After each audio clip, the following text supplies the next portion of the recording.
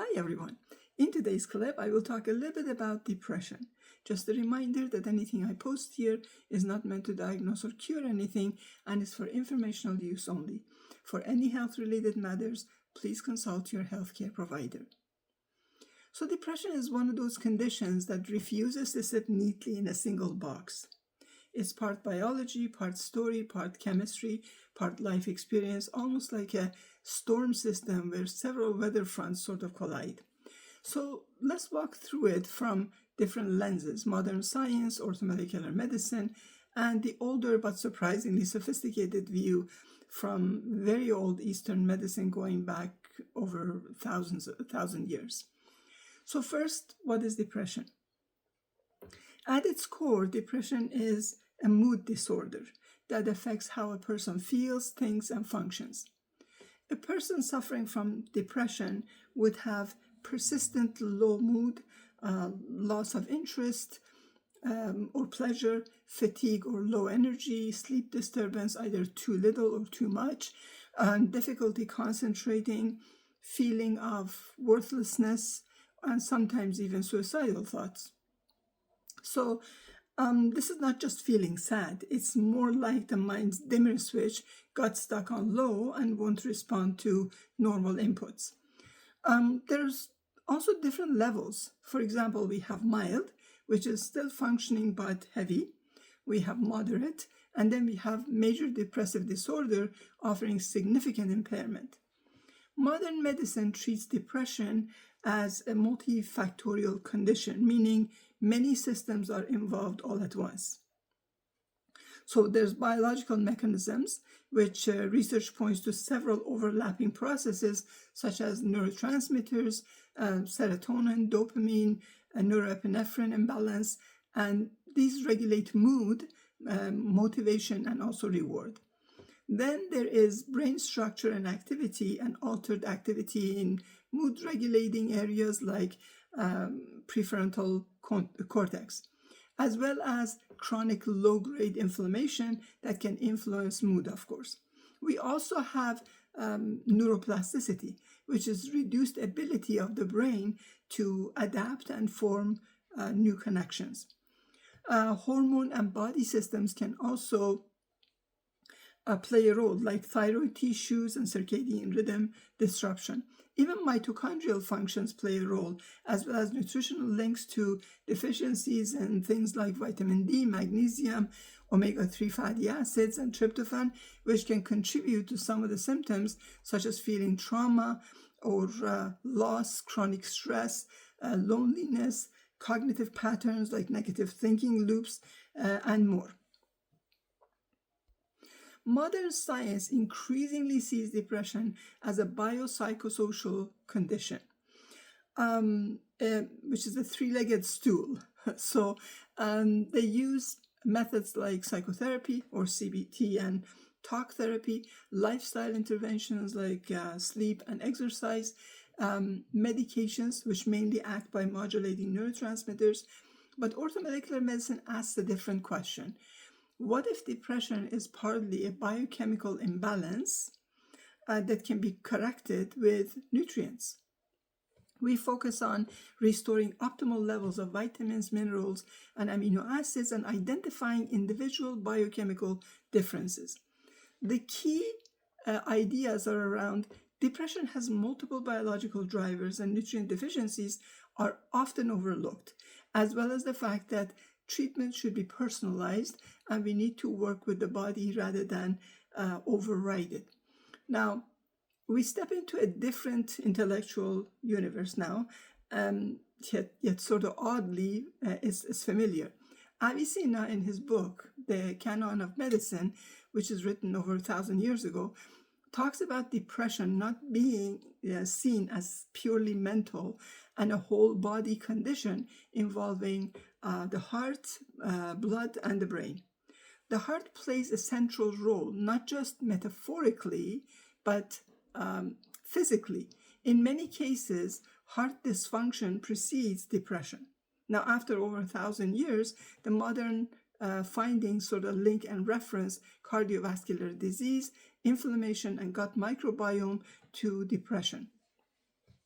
That many years ago in his book, he mentioned balance of bodily fluids, emphasizing treatment of underlying physical causes like heart or digestion, as well as diet and lifestyle correction and herbal remedies.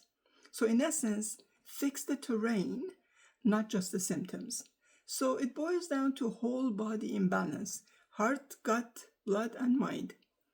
So if we zoom out, depression can be understood as a system-wide dysregulation involving brain chemistry, body physiology, life experience, and meaning and perception.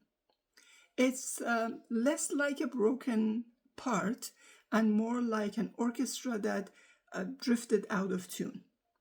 The conventional medicine, based on the latest medical sources, today prescribes a couple different kinds of medications. One, there is selective serotonin reuptake inhibitors, or SSRIs. These are usually the first-line antidepressants doctors prescribe because they tend to have fewer severe side effects than the older drugs. Examples being Prozac, Zoloft, Celexa, Lexapro, and so on. Then we have serotonin and norepinephrine reuptake inhibitors, or SNRIs, and these work on both serotonin and norepinephrine, which can help depression and sometimes anxiety and pain. Examples being duloxetine, venlafaxine, and more. Can't think of more right now. Then there's atypical antidepressants. These don't fit neatly into SSRI or SNRI categories and work on different brain chemicals. Examples being Wellbutrin, which is energizing and can help with low energy, or Remeron, and Trazodone. So there are also newer options like Gepirone, which recently approved by for major depressive disorder, and which may carry a different profile of side effects and still being studied. Then there are, of course, older classes, which is less common today, like tricyclic antidepressants, or TCAs, and monoamine oxidase inhibitors, or MAOIs. And the side effects and the consideration across almost all of these antidepressants include sexual dysfunction, sleep disturbance, dry mouth, weight changes, changes in energy or restlessness. Some people also may feel increased agitation or emerging suicidal thoughts, especially early in treatment. This is a known risk, actually, that the doctors or clinicians monitor closely.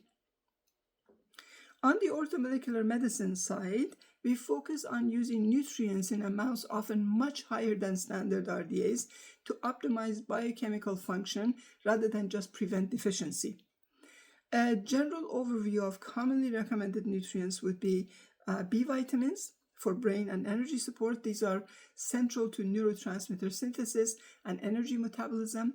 Vitamin B3 or niacin or niacinamide between 1,000 to 3,000 milligrams a day in divided doses. Vitamin B6 or pyridoxine around 100 to 300 milligrams a day, and this supports amino acid and neurotransmitter synthesis.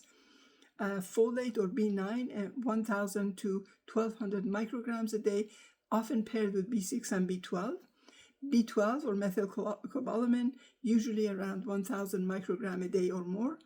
Vitamin C, 1,000 to 3,000 plus milligrams a day in divided doses, and other antioxidants such as vitamin E and beta carotene, as well as vitamin D3 and K2 and K7, which is 1,000 to 3,000 plus international units a day.